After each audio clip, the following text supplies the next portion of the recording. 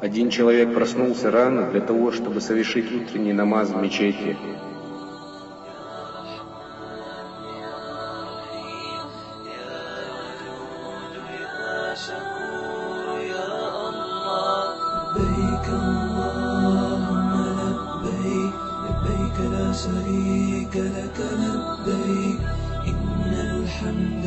Он оделся, совершил омовение и пошел в мечеть.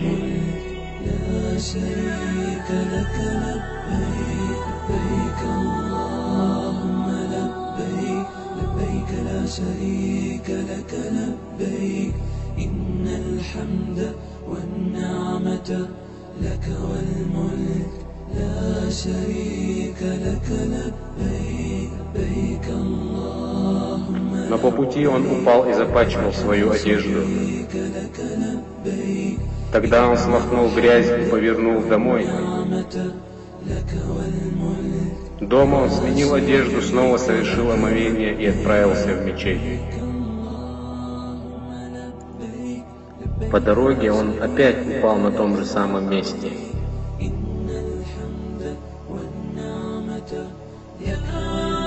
И он опять смахнул грязь и вернулся домой, чтобы сменить одежду и совершить омовение. На пути в мечеть он встретил человека, который держал лампу. Тогда он спросил, кто этот человек? «Я видел, как ты дважды упал по пути в мечеть, поэтому я решил принести тебе лампу, чтобы осветить твой путь». Он поблагодарил его, и они вместе отправились в мечеть.